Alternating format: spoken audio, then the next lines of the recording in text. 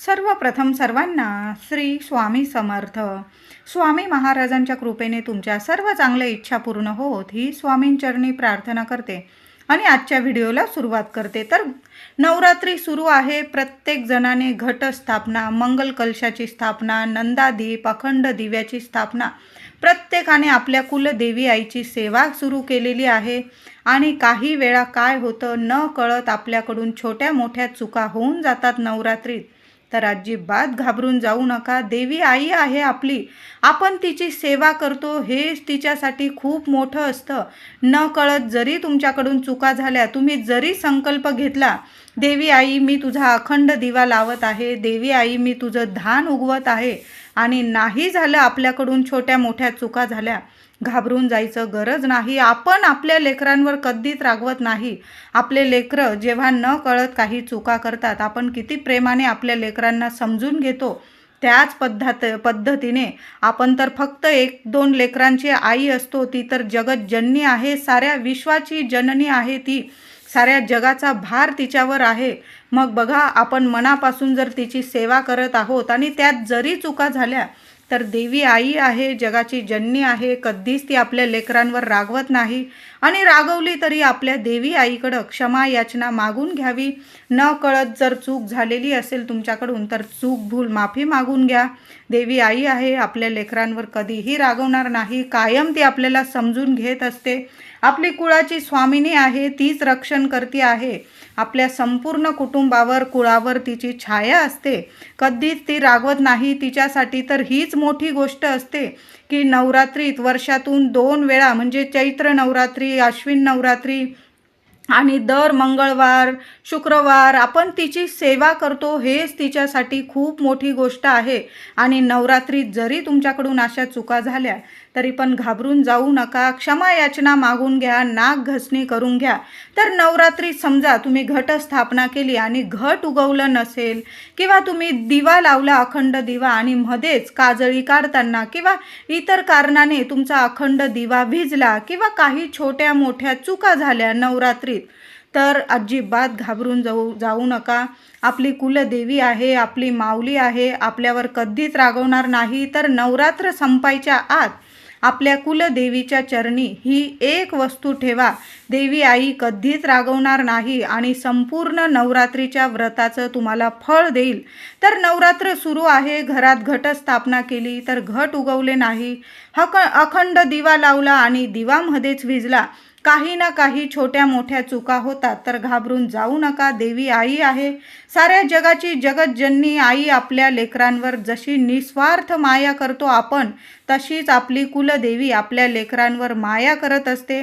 आपण तिची नवरात्रीत मनापासून सेवा करतो, हीच तिच्यासाठी खूप आहे. तर नवरात्र संपायच्या आत देवी आईच्या ह्या काही सेवा केल्या, तर आपल्याकडून काही चूकभूल झाली तरी पण देवी आई कधीच रागवणार नाही. उलट आपल्यावर कायम माया करेल आणि आपलं कायम रक्षण करेल, आणि आपल्या संपूर्ण कुटुंबाची, लेकरा बाळांची कायम कशी प्रगती होईल असाच आशीर्वाद आपल्या कुलस्वामिनीकडून आपल्याला मिळणार आहे. तर काय करायचं, आता सप्तमी आलेली आहे, अष्टमी आणि नवमी एकत्र आलेली आहे 11 ऑक्टोंबरला, शुक्रवार रोजी. किती सोन्यासारखा दिवस आहे बघा. अष्टमी खूप दिवसांनी, खूप वर्षांनी असा दिवस आलेला आहे की शुक्रवारी अष्टमी आलेली आहे. देवी लक्ष्मीला, कुलदेवीला तुम्हाला प्रसन्न करून घ्यायचं असेल, तर काही आता मी सेवा सांगत आहे, काही अशा वस्तू सांगत आहे ज्या तुम्हाला आपल्या कुलदेवीच्या चरणी अर्पण करायच्या आहे, जेणेकरून आई आपल्यावर कधीच नाराज होणार नाही आणि आई अतिशय प्रसन्न होईल आणि भरभरून संपूर्ण नवरात्रीचं आपल्याला फळ देईल. तर अष्टमीला देवीला संपूर्ण ओटी अर्पण करायची आहे. महिलांनो, जरी काही चूकभूल झालेली असेल, घट उगवले नसेल, दिवा विझला असेल, काही घाबरून जाऊ नका. अष्टमीला घरात किंवा मंदिरात किंवा एखाद्या मंडळात देवी आई सगळीकडं देवी आई एकच आहे, आपली कुलस्वामिनी सगळीकडं असते, कणाकणात आहे ती. तुमच्या घरात घटस्थापना झालेली असेल किंवा नसेल, तुम्ही मंदिरात जरी ओटी भरली किंवा घरात तुमच्या देवी आईचा फोटो असेल तिथं जरी तुम्ही ओटी भरली मनापासून, तर बघा, तर तुम्हाला अष्टमीला देवीला संपूर्ण ओटी अर्पण करायची आहे. आणि ओटी खण, नारळ, वेणी, तांदूळ, एखादं फळ म्हणजे 5 फळं ठेवली तर अतिउत्तम. नाही मिळाले तुम्हाला एखादं फळ ठेवा आणि त्यात हिरव्या बांगड्या आणि हिरवा पानाचा चुडा, गोड पानाचा विडा हा ठेवायला विसरू नका. त्याशिवाय ओटी अपूर्ण आहे. देवीला पानाचा विडा खूप प्रिय आहे, म्हणून तांबूल किंवा पानाचा विडा अष्टमीला देवी आईच्या चरणी अर्पण करा. तुम्हाला संपूर्ण नवरात्रीचं फळ देईल आई. तर अष्टमीला ही सेवा सर्व महिलांनी अवश्य करायची आहे. देवी आईची खणा नारळाची ओटी भरा किंवा संपूर्ण साडी, चोळी, संपूर्ण ओटी, साज शृंगाराच्या वस्तू जेवढ्या तुम्हाला ठेवता येईल ओटीत नक्की ठेवा. त्यात हिरवा चुडा आणि हिरवा पानाचा विडा अवश्य असायलाच हवा. या 2 गोष्टींशिवाय देवी आईची ओटी अपूर्ण आहे. अशी देवी आईची साध्या सोप्या पद्धतीने तुम्ही घरातल्यात आपल्या देवीसमोर फोटो असू दे, टाक असू दे किंवा घटस्थापना झालेली असू दे, तिथं तुम्हाला आपल्या घरात देवी आईची ओटी भरायची आहे किंवा तुम्ही मंदिरात ओटी भरली तरी पण चालेल. अष्टमीला देवीला 21 लवंगांची माळ तुम्हाला अर्पण करायची आहे. कितीही चूकभूल झालेली असेल आपल्याकडून, देवी आई नक्की क्षमा करेल आपल्याला आणि आपल्या लेकरांवर भरभरून कृपा करेल. तर काय करायचं, लाल पिवळा कलावा सगळ्यांकडेच असतो. तुम्हाला पूजा दुकानात पूजेचं साहित्य ज्या दुकानात मिळतं तिथं मिळून जाईल. 10 रुपयाचं बंडल असतं, ते घेऊन या आणि त्याला लवंगाला गाठ मारत मारत तुम्हाला 21 लवंगा मोजून घ्या फुलाच्या चांगल्या आणि त्या 21 लवंगांची माळ तुम्हाला कलाव्यामध्ये बांधून नीट तयार करा आणि ती माळ तुमच्या कुलस्वामिनीच्या फोटोला अर्पण करा. आता लहान लेकरं आहे, नाही जमत तर मग काय करायचं, नीट लवंगा मोजून घ्या आणि तुम्हाला 16 वेळा महालक्ष्मी अष्टकाचा पाठ करायचा आहे तुमच्या कुलदेवी समोर. शुक्रवारी 11 तारखेला नवमी आणि अष्टमी एकत्र आलेली आहे. एका वाटीत 21 लवंगा घ्या आणि कुलदेवीला अर्पण करायचे आहे. 16 वेळा महालक्ष्मी अष्टकाचा पाठ करा आणि 11 वेळा नवार्णव मंत्राची माळ जपायची आहे तुम्हाला. ही सेवा करून तुम्हाला 21 लवंगा अर्पण करायचे आहे. सुंदर अनुभव आल्याशिवाय राहणार नाही महिलांनो. खूप छान रिझल्ट दिसून येईल. 24 तासाच्या आत तुमची प्रत्येक इच्छा कुलदेवी पूर्ण करेल अशी ही सेवा आहे. कुलदेवीला माता लक्ष्मीला लवंग खूप प्रिय आहे आणि नवरात्रीची अष्टमी म्हणजे अगदी सर्वात मोठा दिवस असतो अष्टमीचा. आणि ह्या दिवशी जर आपण आपल्या महालक्ष्मीला, आपल्या कुलदेवीला लवंग अर्पण केली तर कितीही शत्रुदोष असू दे, ग्रहदोष असू दे, इडापिडा असू दे, संपूर्ण दुःख, त्रास, संकट नाश पावतात आणि आपल्या घरात येतं ते म्हणजे आपल्या कुलदेवीचा आशीर्वाद, कृपा आणि आनंद, सुख, ऐश्वर्य, संपत्ती सर्व तुम्हाला मिळवून देईल ही सेवा. म्हणून 21 लवंगांची ही सेवा महिलांनो अजिबात चुकवू नका. कितीही चुका झालेल्या असतील, घट उगले नसेल, दिवा विझला असेल, देवी आईला 21 लवंगा अर्पण करून तर बघा, काय रिझल्ट दिसून येईल तुम्हाला, लगेच अनुभव येईल. अष्टमीला देवी आईला कोहळा, तुमच्याकडं हे फळ जर अर्पण करत असाल तर नक्की देवी आईला कोहळा अर्पण करा.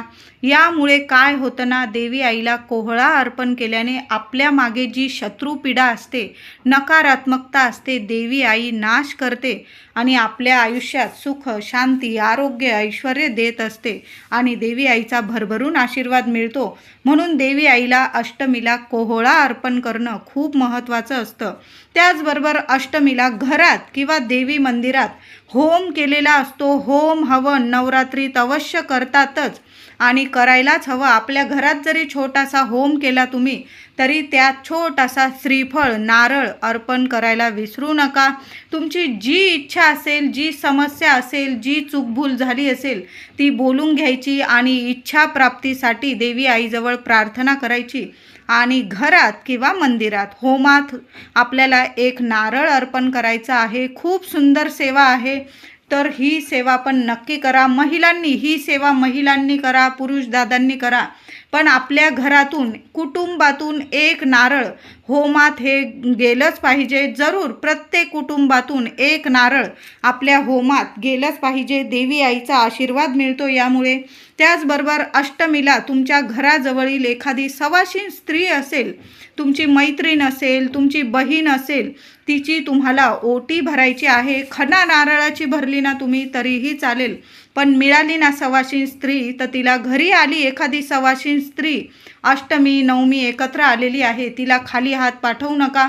आधीच एखादं नारळ आणि 1-2 पीस म्हणजे खण आणून ठेवा. एक सवाशीण स्त्री यो, 2 यो, तिची खणा नारळाची ओटी भरायला विसरू नका. तुमच्याकडं नारळ नसलं, आपल्याकडं खोबऱ्याच्या वाट्या असतात, सुक्या खोबऱ्याच्या वाट्या, त्यात जरी तुम्ही ओटी भरली गहू तांदळाची तरीही चालेल. तशा पद्धतीने साध्या सोप्या पद्धतीने सुद्धा देवी आईला तुम्ही प्रसन्न करू शकता. एक तरी सवाशीण स्त्रीची, देवी आईची तर ओटी आपल्याला भरायचीच आहे. त्याचबरोबर एखादी सवाशीण स्त्री भेटली तुम्हाला या नवरात्री संपायच्या आत, एखाद्या सवाशीण स्त्रीची ओटी भरायला विसरू नका महिलांनो. त्याचबरोबर अष्टमीला आपल्या घरात घटाजवळ फोटो टाक. तुमच्या घरात तुमच्या कुलदेवीची जी प्रतिमा असेल त्यास तुम्हाला तांबूल अर्पण करायचं आहे. सुंदर सेवा आहे आणि अनुभवसिद्ध सेवा आहे. देवी आईला, कुलदेवीला, संपूर्ण 3.5 शक्तिपीठाला तांबूल हा खूप प्रिय आहे. तांबूल अर्पण केल्याशिवाय आपली नवरात्रीची सेवा अपूर्ण असते असं म्हटलेलं आहे.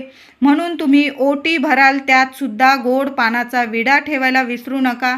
आणि अष्टमीला तर आठवणीने तांबूल कुटून घ्या.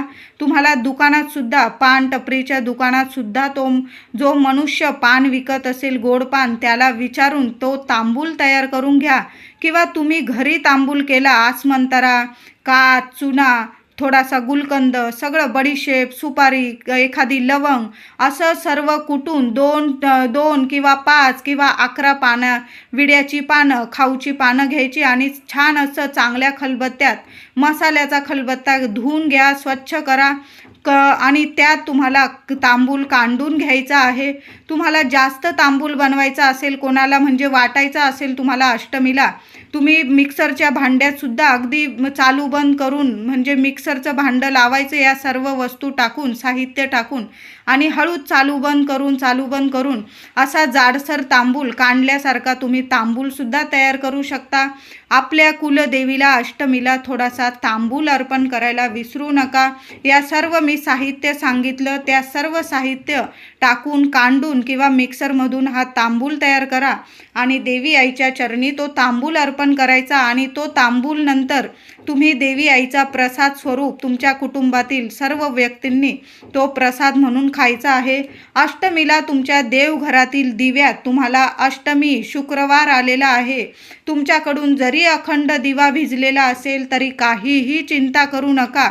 तुम्ही अष्टमीला तुमच्या देवघरात जो दिवा लावाल त्या दिव्यात तुम्हाला 2 लवंग आणि 1 कापूर वडी, भीमसेन कापूर असो किंवा साधा कापूर असो, तुम्हाला 2 लवंग फुलाच्या बघून घ्या आणि 1 कापूर वडी दिव्यात टाकून द्या. क्षमा याचना मागून घ्या, देवी आई असं झालं तर माफी मागून घ्या आणि या 2 वस्तू टाकून द्यायच्या आहे. त्याचबरोबर दिव्याखाली थोडेसे तांदूळ ठेवायचे आहे. शुक्रवार आहे, दुसऱ्या दिवशी दसऱ्याच्या दिवशी आपण छान पूजा करणार आहोत. ते दिव्याखालचे तांदूळ काढून घ्यायचे आणि पक्ष्यांना टाकायचे आहे. तुम्हाला छान अनुभव येईल. हा सुद्धा खूप छान उपाय आहे. दिव्याखाली तांदूळ, अक्षता ठेवा आणि दिव्यात तेलाचा असू दे दिवा, तुपाचा असू दे, 2 लवंग आणि 1 कापूर वडी टाका. बघा कितीही चूकभूल झालेली असो, देवी आई नक्की क्षमा करेल.